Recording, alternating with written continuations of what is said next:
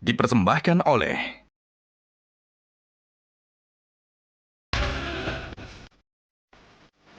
panelis kita hari ini. Setiap penggantian menteri seringkali berubah gitu kurikulumnya.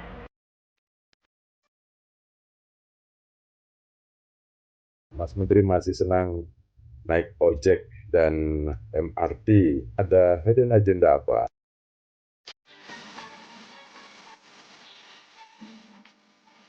Ketika ada seorang guru foto bersama karena katanya tai lalatnya sama dengan Pak Menteri ada di atas bibir. Apa makna tai lalat yang ada di wajah Pak Menteri?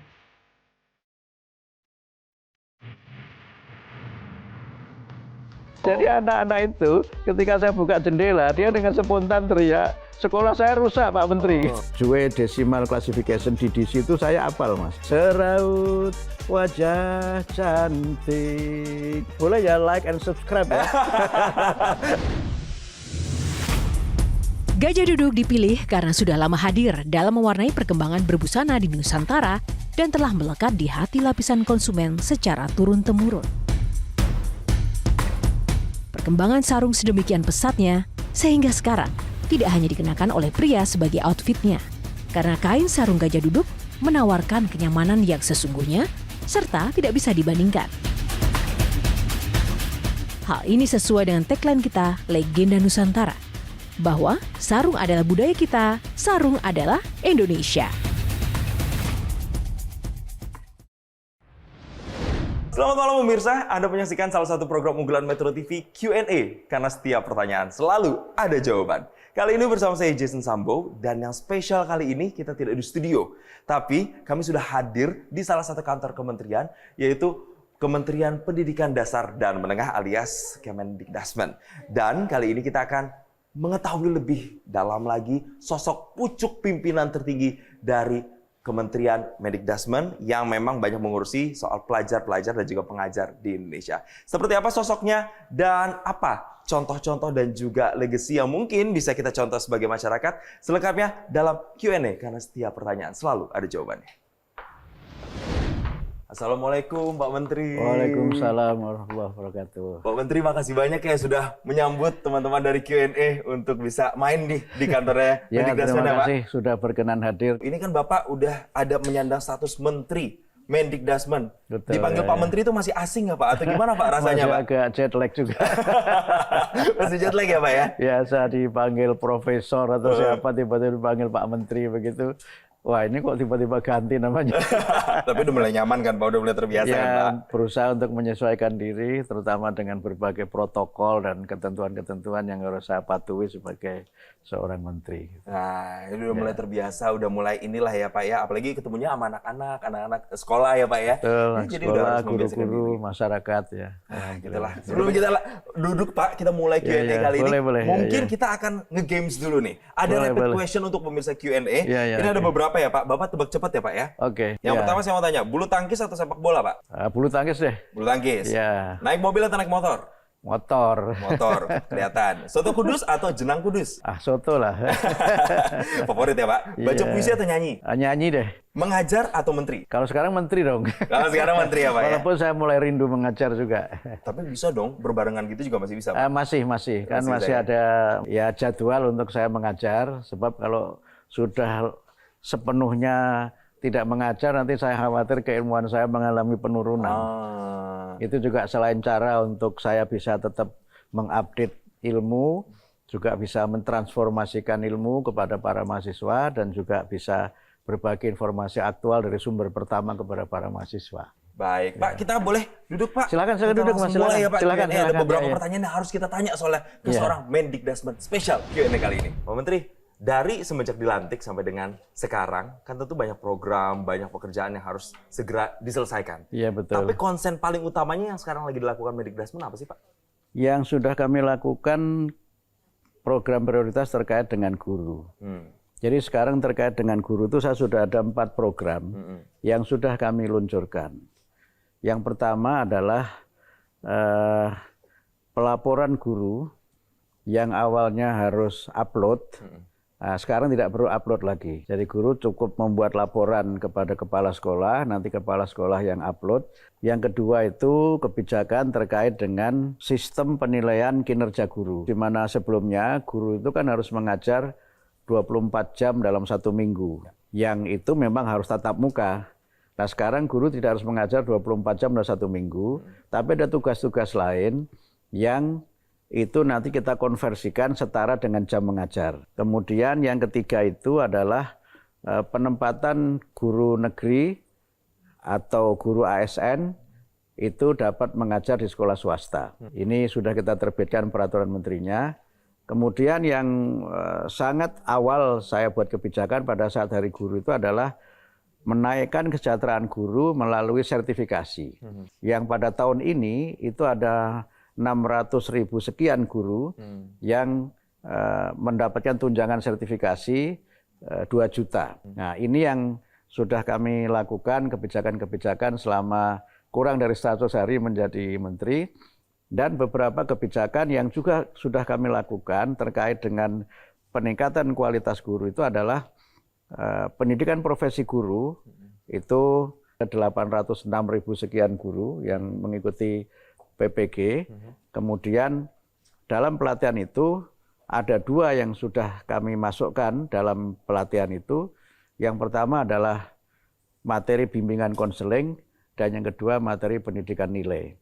Nah ini semua berkaitan dengan bagaimana agar guru ini dapat meningkat kompetensinya, meningkat kesejahteraannya, yang dengan itu kemudian mereka dapat mendidik dengan sebaik-baiknya. Sekarang kami sedang dalam proses untuk pendataan bantuan pendidikan bagi guru yang belum D4 atau S1.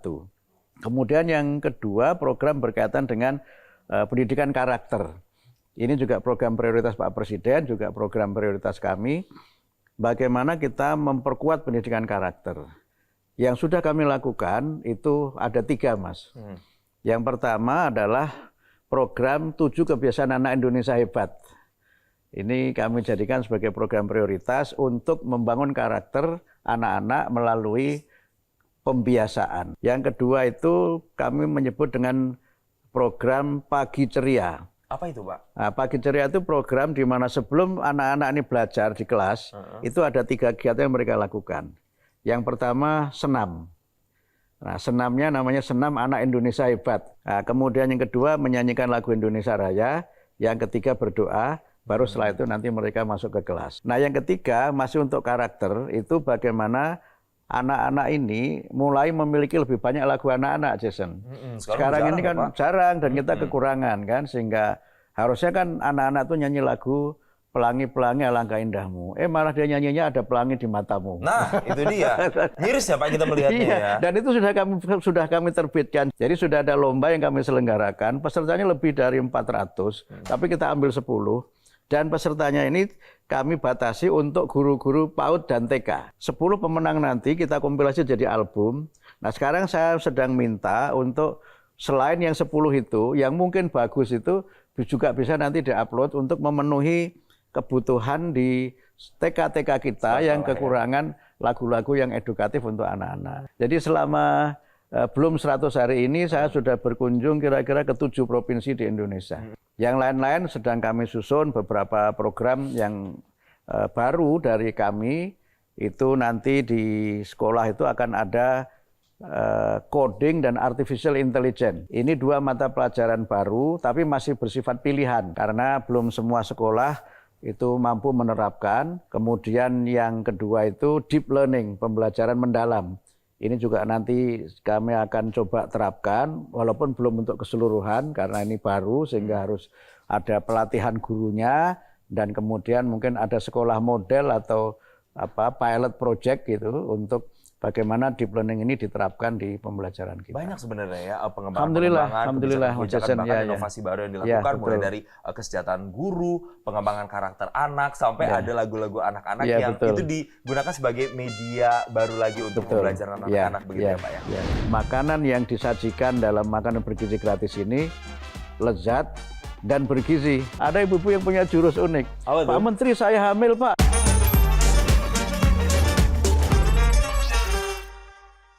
Dipersembahkan oleh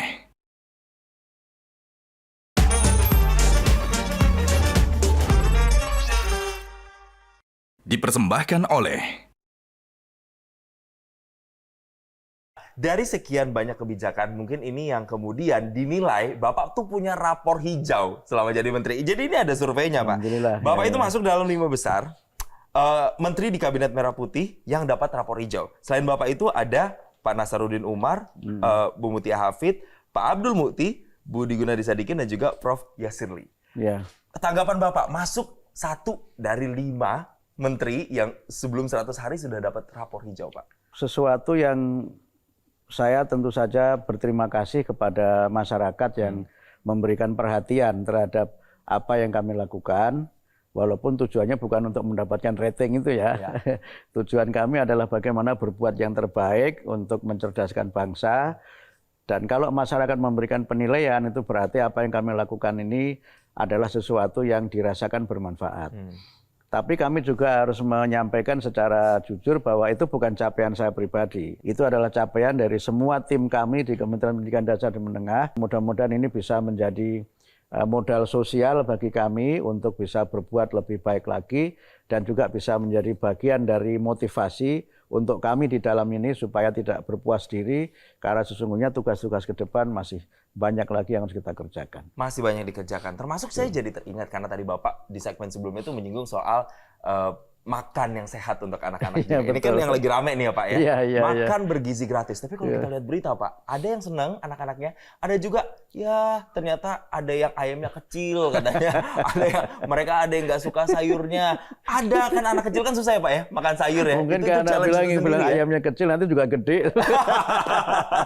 Itu yang kemudian juga bikin anak-anak aduh jadi mau makan mau enggak gitu. Nah, ini Iya, melihat iya. realitas di lapangan ternyata masih ada dinamika kayak gini itu gimana Pak? Kami sampaikan ya bahwa program makan bergizi gratis ini leadingnya itu oleh Bapak Kepala Badan Gizi. Kami ini adalah sebagai mitra. Nah, karena itu maka kami mendukung sepenuhnya program ini. Nah, soal tadi anak-anak itu merasa tidak lezat, memang ini sesuatu yang berproses. Nah, cuma memang kan ini menjadi tantangan bagaimana menjadikan makanan yang disajikan dalam makanan bergizi gratis ini lezat dan bergizi. Jangan sampai masuk kategori makanan yang tidak lezat dan tidak bergizi, ya tidak mau lagi. Karena itu ada beberapa kami dapat kiriman video dari masyarakat, misalnya ada yang tidak mau makan nasi.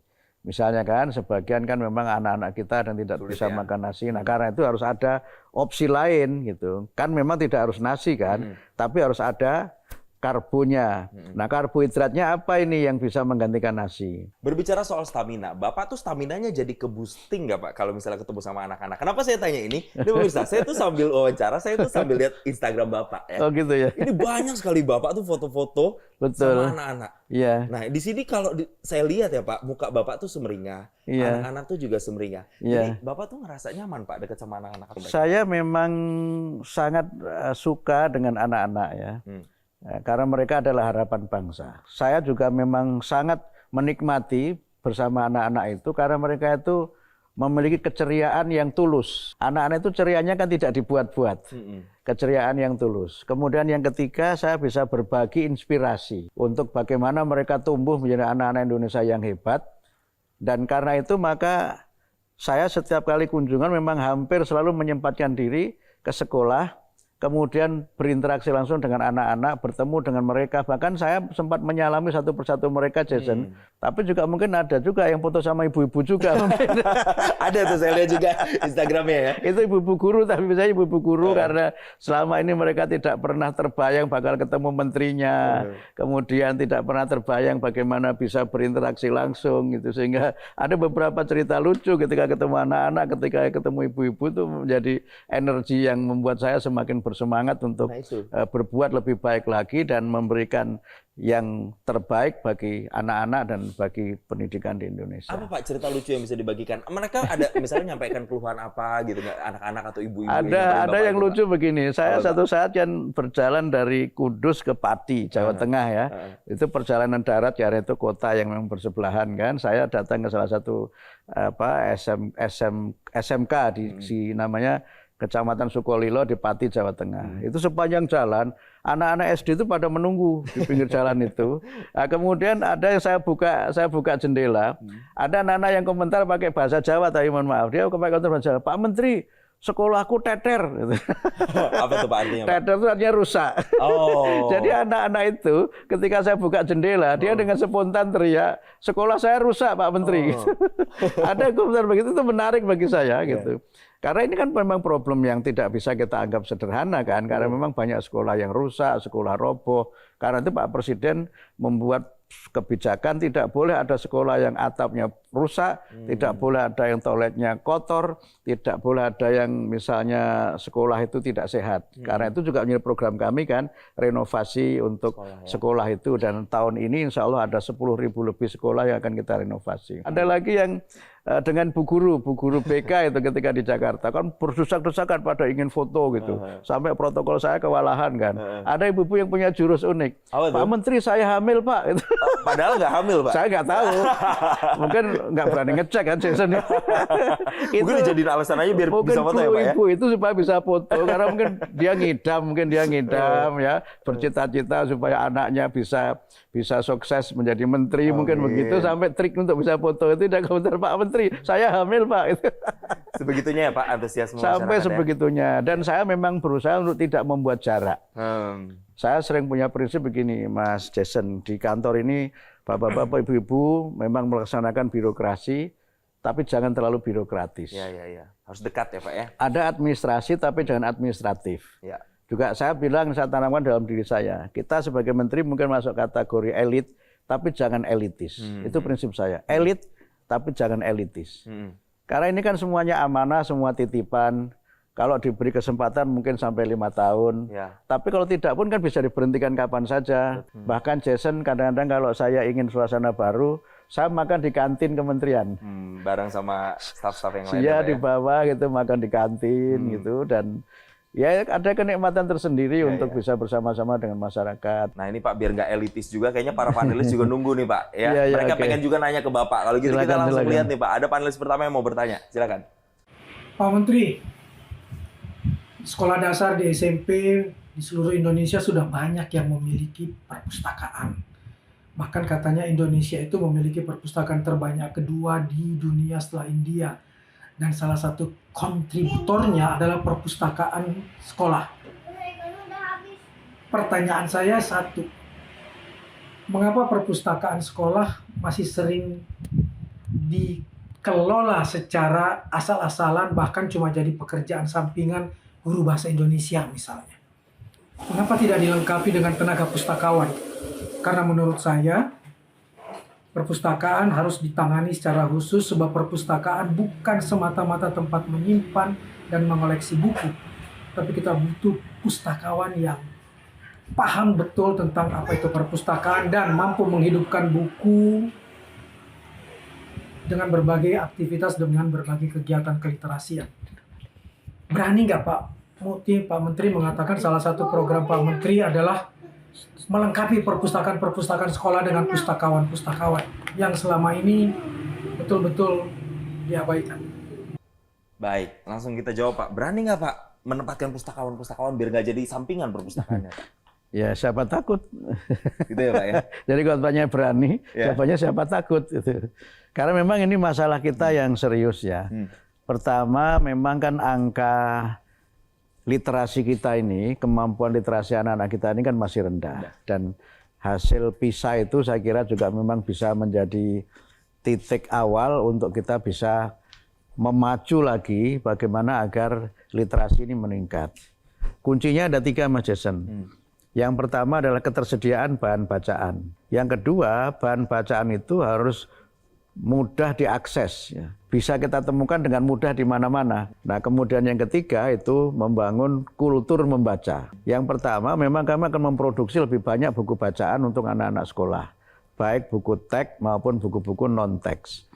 Kemudian yang kedua, bahan bacaan itu akan kami letakkan tidak hanya di sekolah atau perpustakaan desa yang ada di kelurahan, tapi mungkin di tempat-tempat ibadah. Nah, kemudian yang ketiga, memang kita ini masih kekurangan pustakawan. Bapak betul sekali, karena problem kita terkait pustakawan itu, pertama memang ini profesi yang tidak banyak diminati. Berapa sih perguruan tinggi kita yang memiliki prodi perpustakaan?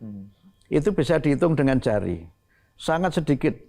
Nah, mengapa sangat sedikit? Karena memang minat untuk menjadi pustakawan itu memang masih rendah. Karena itu ada dua yang ingin kami lakukan ke depan. Yang pertama adalah memberikan pelatihan kepada karyawan mungkin, atau mungkin sebagian guru untuk bisa mendapatkan pendidikan kepustakaan. Saya punya pengalaman ini Mas Jason, waktu saya awal-awal jadi dosen di Semarang itu, yang namanya pegawai baru, dosen baru. Saya ditempatkan di perpustakaan. Yang saya harus menjadi dosen pertama yang bagaimana harus membongkar buku-buku yang ada itu, kemudian menyusun katalognya.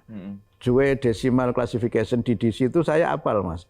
Tapi sebelum ini, waktu saya masih di kampung, saya mengelola perpustakaan desa. Saya pustakawannya. Saya belajar di DC dari situ, sehingga ketika saya jadi dosen, waktu itu saya masih mahasiswa yang di kampung itu.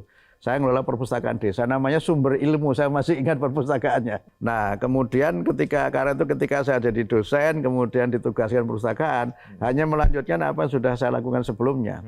Dan ini memang menjadi masalah kita yang sangat serius. Kalau kita lihat negara-negara maju, itu justru jantungnya perguruan tinggi, itu perpustakaan. Dalam rangka meningkatkan literasi itu adalah bagaimana memperbanyak jumlah buku yang dia memang aksesibel, bisa diakses dengan mudah, termasuk mendorong partisipasi masyarakat untuk menulis, dan sebagian dari karya-karya masyarakat itu nanti bisa kita beli. Jadi ada buku yang memang ditulis oleh kami, dan penulisnya juga memang masyarakat, tapi juga ada buku yang diterbitkan oleh para penerbit yang nanti kita beli.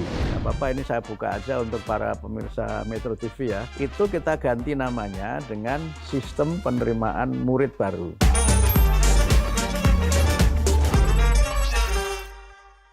Dipersembahkan oleh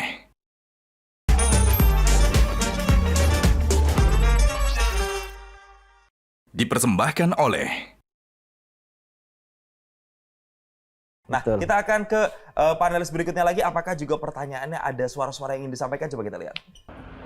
Assalamualaikum Pak Menteri, saya seorang ibu rumah tangga yang mempunyai anak 5 dan masih bersekolah, 2 diantaranya. Saya ingin bertanya, apakah di masa pemerintahan Bapak nanti akan dirubah kurikulumnya? Karena setiap penggantian menteri seringkali berubah gitu kurikulumnya. Yang saya khawatirkan seperti itu. Bagaimana Pak kira-kira? Baik, makasih Mbak Rara. Jadi akan berubah lagi kurikulumnya, Pak? Sebenarnya nggak sepenuhnya benar ya. Waktu Pak Anies menjadi menteri nggak merubah kurikulum beliau. Waktu Pak Muhadjir jadi menteri juga nggak merubah kurikulum. Nah, Pak Nadiem ya merubah kurikulum. Nah, sekarang saya belum membicarakan masalah perubahan kurikulum itu, sehingga 2 kurikulum yang sekarang ini berlaku, kurikulum 13 atau yang disebut dengan K13 dan kurikulum Merdeka, Mas Jason, itu dua-duanya masih berlaku. Setelah diterapkan masa Mas Nadiem itu, baru sekitar 53% sekolah yang menerapkan kurikulum Merdeka. Sisanya masih K13. Jadi dua-duanya masih berlaku. Yang coba saya lakukan sekarang adalah bagaimana mengembangkan apa yang disebut dengan pendekatan pembelajaran mendalam atau deep learning. Nah, deep learning ini adalah pendekatan dalam pembelajaran yang sesungguhnya tidak sama sekali baru.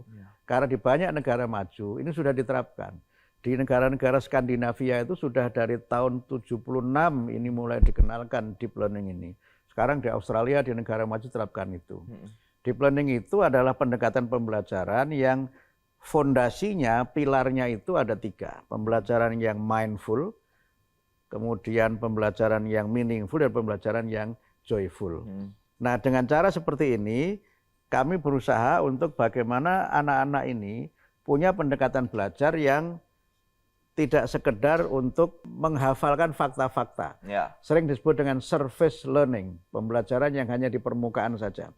Atau pembelajaran yang orientasinya hanya lulus, disebut dengan achievement motivation learning, pembelajaran yang dia tujuannya itu nilainya berapa, dia semangat kalau nanti materinya keluar di ujian, dia semangat karena pengen punya ranking berapa, itu tidak keliru. Tetapi kadang-kadang dengan 2 pendekatan ini, mereka tidak kemudian menemukan, saya belajar ini tujuannya untuk apa? Saya belajar ilmu ini, matematika, IPA, bahasa Inggris, mungkin juga bahasa Arab atau agama gitu, saya belajar ini manfaatnya untuk apa?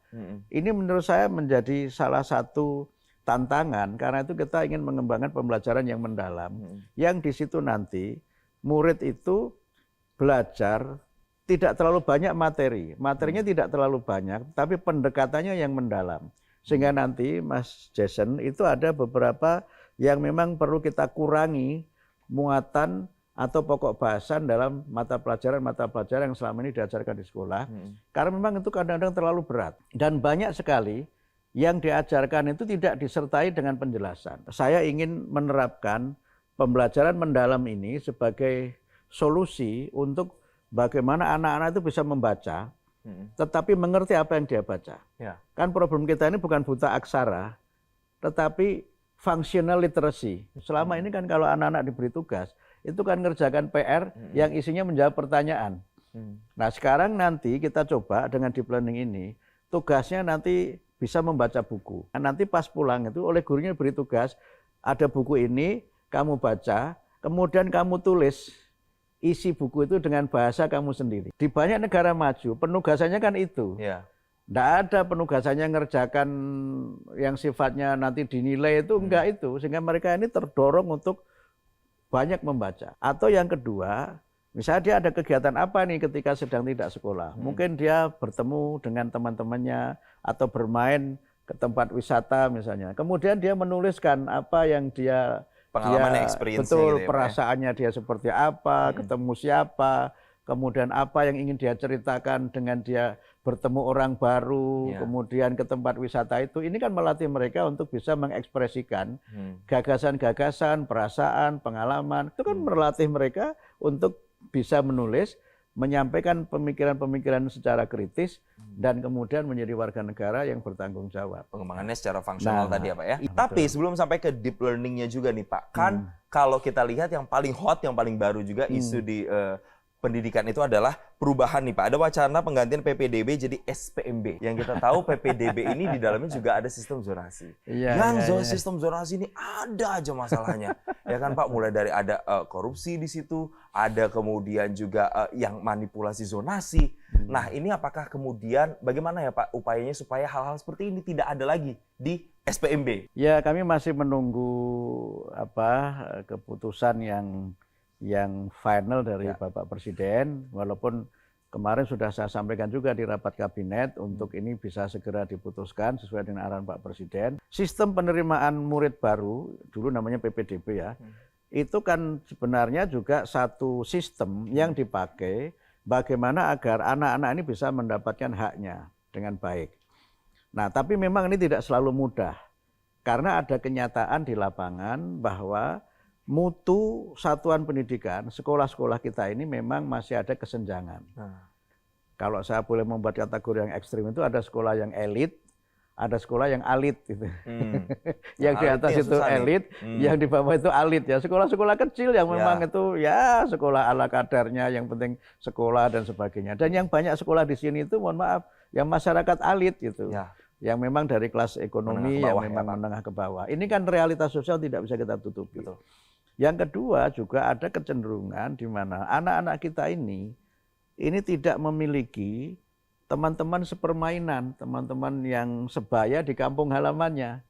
Sehingga kita secara sosial itu rentan. Karena apa? Mereka ini bertemu, tetapi tidak berteman.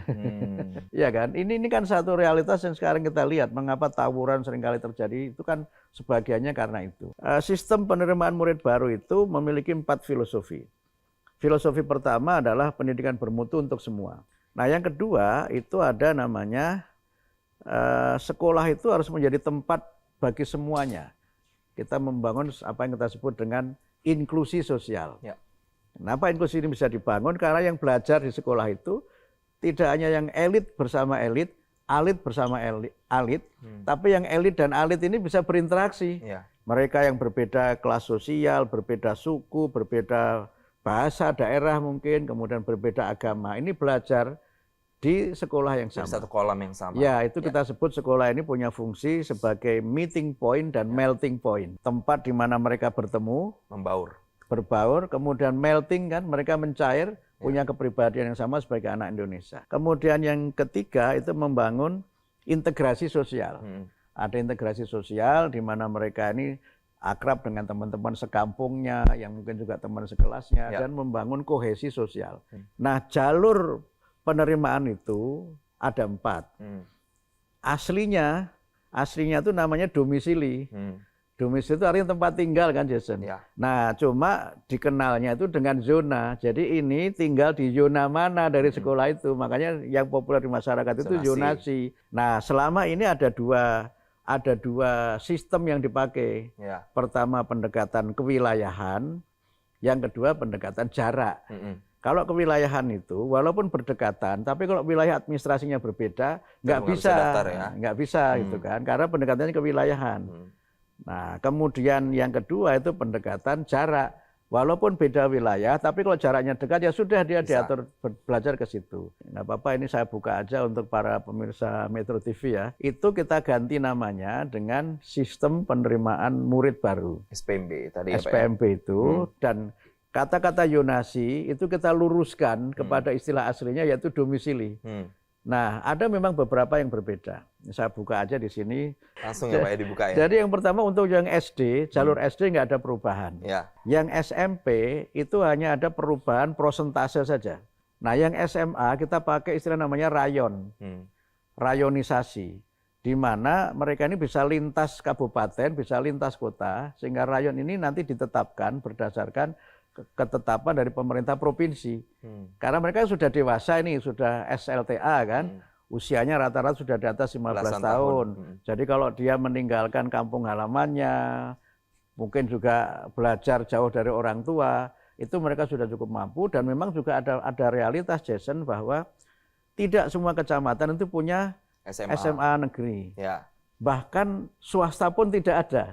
Nah, ini kalau mereka tidak diberi kesempatan untuk mengikuti program ini, kan akhirnya tidak bisa belajar. Itu yang membuat mereka menjadi anak-anak yang putus sekolah karena jauh dari tempat tinggalnya, dan mau keluar dengan sistem yang lama ini kadang-kadang tidak memungkinkan, terhambat. Ada yang komentar, ini komentar ke anak saya ini, komentar ke anak saya. Udah kita naik MRT aja, siapa tahu ketemu Pak Menteri. Gitu.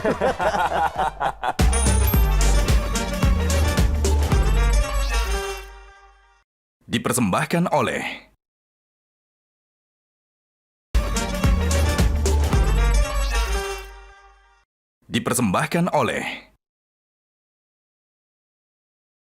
Nah, ini juga ada panelis yang akan bertanya kira-kira sama Bapak, kira-kira pertanyaan apa ini dia? Personal pendidikan itu adalah pendidikan karakter. Dan kita tahu bersama bahwa ada soft power yang ditunjukkan oleh Mas Menteri, sebuah uswatun hasanah, contoh baik di dalam berperilaku, yaitu Mas Menteri masih senang naik ojek dan MRT walaupun sudah menjadi menteri.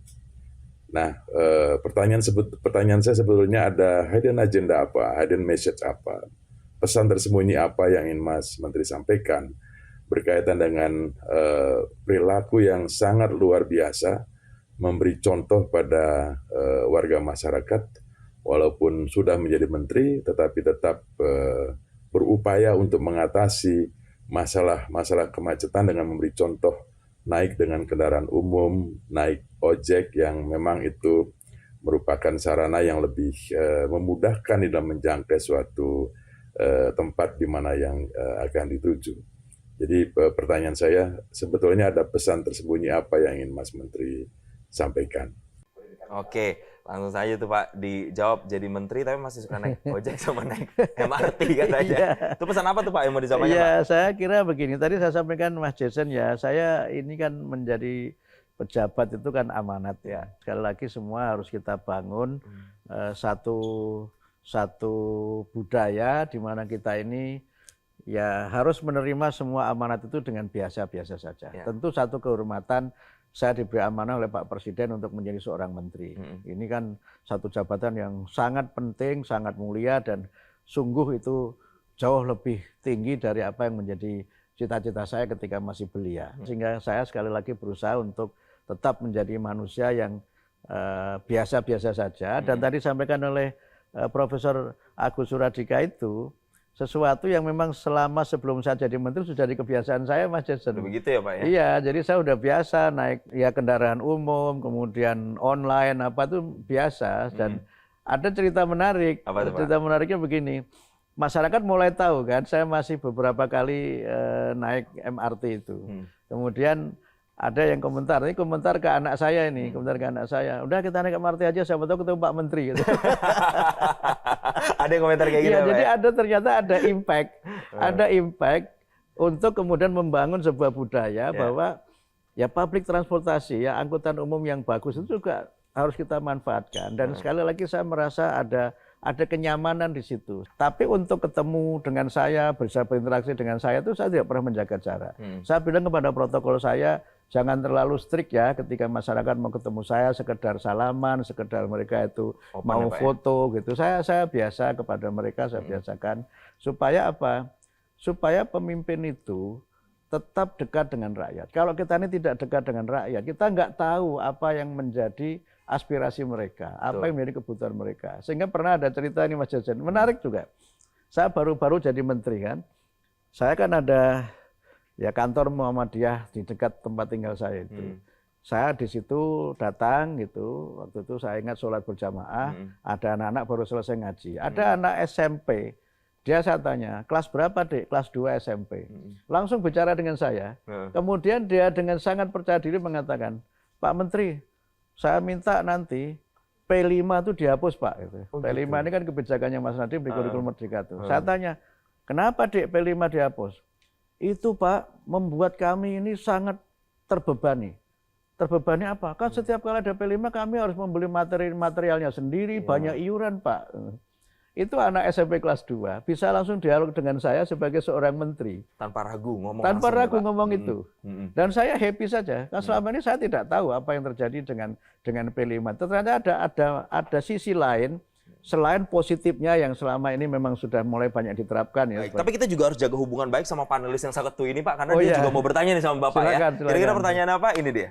Karena mengikuti Instagram Pak Menteri, belakangan ini Pak Menteri makin rajin diajak foto bersama. Bahkan ada satu yang Pak Menteri abadikan ketika ada seorang guru foto bersama karena katanya tai lalatnya sama dengan Pak Menteri ada di atas bibir. Kalau Rano Karno tuh Sidul ada di bawah, di dekat dagunya.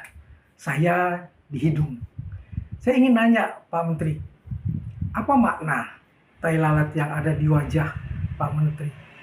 Dan kenapa Pak Menteri nggak ikut-ikutan beberapa orang yang bahkan merasa terganggu dengan tai lalatnya sehingga menghilangkan tai lalat di wajahnya? Gimana Pak Menarik Menteri? ini. Jadi peristiwa itu terjadi di Cikampek. Heeh. Di Cikampek ketika saya berkunjung ke salah satu SMP di Cikampek, Karawang ya. Itu di tengah-tengah kerumunan, habis senam sama anak-anak kan, ribuan anak-anak. Kebetulan sekolah itu punya murid di atas 1.000 muridnya itu, SMP itu. Kemudian kami senam pagi di situ agak gerimis-gerimis, ibu-ibu itu kemudian komentar, salah seorang ibu itu kemudian ngajak foto, Pak foto dong Pak, Bapak tai lalatnya sama dengan saya. Saya Gitu. di atas mulut sini ya Pak Iya ya. sambil menunjukkan tai lalatnya di sini. Gitu. Tapi nggak mau dihilangkan Pak, itu bagian dari ciri khas atau gimana? Enggak lah, enggak. Jadi kalau menurut saya kita tampil apa adanya aja. Jadi saya berpendapat bahwa ya inner beauty itu menurut saya, wah ini gayanya agak kayak selebriti bilang inner beauty.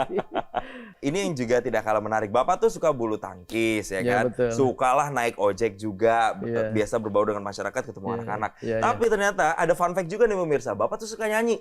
Bahkan di Desember 2024 kemarin nyanyi sama Iwan Fals. Nah, boleh diceritain tuh Pak, itu emang kesukaan sama nyanyi itu udah mulai dari kapan Pak? Ya itu sejak di kampung ya. Ha. Sejak di kampung itu saya memang suka nyanyi. Mungkin karena ibu saya suka menyanyi. Sekedar nyanyi untuk ya menghibur diri dan sebagainya. Dan itu rupanya ada pengaruhnya ke saya gitu. Dan lagu-lagu tahun 70-an, 80-an ketika saya masih remaja itu ya sebagian besarnya hafal. Terutama dangdut dan pop. Suka dangdut Pak? Ya kan orang desa lagunya dangdut. Lagu dangdut apa yang paling suka Pak? Saya separuhnya Rhoma lagu Irama. Rhoma Irama itu hafal. Apa Pak? Begadang. Begadang ya, mulai dari begadang 1, begadang 2. Ada jilid-jilidnya tuh ya Pak ya? Iya. Kemudian sampai ada cerita lucu waktu Apa saya itu, masih di Semarang. Sebelum saya ke Jakarta, saya tinggal di Semarang di sebuah RT begitu kan suka ada 17-an. Saya suka nyanyi ngajak istri saya ke panggung. Sampai para tetangga itu hafal. Kalau manggil saya kan Pak Haji. Pak Haji nggak boleh Rhoma Irama ya Pak. Itu. Karena udah langganan nih sama Udah Rhoma Irama langganan ya. kalau saya nyanyi mesti Rhoma Irama gitu. Dan saya paling sering kalau lagu Omah Irama itu, terutama kalau ada istri itu saya nyanyi lagu Kerudung Putihnya Omah Irama. Oh. Kemudian mulailah ketika kuliah itu mengenal jazz ya. Musisi-musisi jazz yang sekarang saya mulai banyak ketemu ya, saya ketemu Mas Dwiki Darmawan, dulu saya penggemar Krakatau itu. Ke Jakarta waktu acara launching 7 Kebiasaan, saya sebelum Mas Dwiki datang, Mas Dwiki saya mau nyanyi lagu Gemilang tapi yang versi Krakatau. Karena ada Gemilang yang versinya Andin. Jadi mulai mengenal jazz, mulai mengenal pop rock, slow rock gitu. Jadi banyak ya Pak, lintas genre ya Pak? ya termasuk Iwan Fals misalnya. Iya. Saya kemarin nyanyi lagu Ibu itu karena itu lagu favorit saya. Dan kebetulan waktu itu kan memang kan menjelang Hari Ibu, kemudian Hari Guru. Sehingga Bang Iwan sebenarnya sudah mau selesai karena saya datang terlambat dari kantor. Kemudian Bang Iwan saya minta kita nyanyi bareng ya sama Bang Iwan. Lagu apa Pak Menteri? Lagu Ibu gitu. Lagu Ibu. Saya nyanyi itu dan itu lagu favorit saya Ibu itu. Selain lagu Buku Ini Aku Pinjam. Boleh nyanyi gitu sebait? Ya gitu. Lagunya siapa dulu? Coba Rhoma Irama. Boleh ya, like and subscribe ya. Langsung nanti di subscribe sama pemirsa. Iya itu lagunya kan dimulai dengan intro begini jadi. Seraut wajah cantik yang kau sembunyikan di balik kerudung putih. Siapa tahu Bang Rhoma nonton. Iya, kasih tepuk tangan dong ada di sini. Keren. Kita nodong pertama kalinya Menteri langsung nyanyi di sini lagu Rhoma Irama. Semoga nanti Bang Rhoma lihat juga ya. Tapi saya punya prinsip bahwa menyanyi itu selain juga menjadi bagian dari kita mengekspresikan isi jiwa, juga harus menjadi bagian dari kita menginspirasi orang untuk bisa bangkit, untuk tegar di tengah berbagai macam kesulitan yang dihadapi. Betul, termasuk juga optimisme tadi. Berkaitan dengan optimisme Pak, jadi calon ketum PP Muhammadiyah. Gimana nih Pak? Iya, itu kan kalau Mas Jason lihat di ini saya, di WA saya itu kan ada ininya kan saya ngutip dalam bahasa Jawa itu ojo gege mongso. Itu bahasa Jawa ya. Ojo gege mongso itu artinya ya jangan menjadi orang yang terlalu ambisius untuk mencapai sesuatu yang memang belum waktunya kamu meraih sesuatu itu. Sehingga kemudian saya kutip di kelanjutannya itu kutipan dari ayat Al-Quran itu fasobrun jamil, maka sabar itu indah gitu. Karena itu jadi orang jangan terlalu ambisius, jangan terlalu memaksakan diri untuk bisa menduduki jabatan ini itu, bahkan untuk memperolehnya kemudian kita menggunakan segala macam cara. Karena itu menurut saya kalau sesuatu itu diberikan kepada kita dan memang itu sudah waktunya, ada kan ungkapan yang menarik kan, semua akan indah pada waktunya.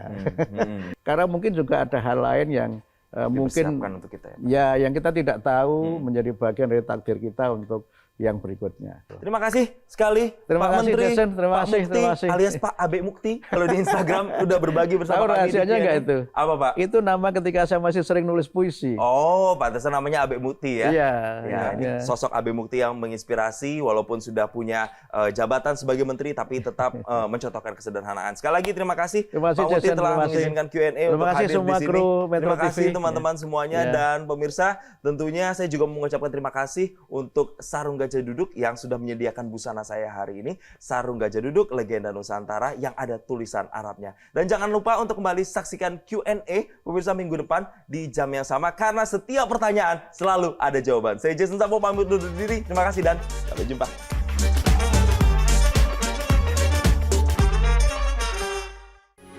Metro TV.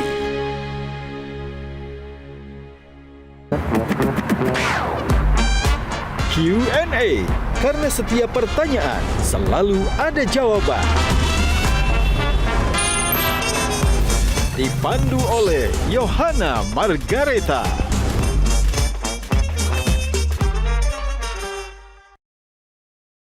Dipersembahkan oleh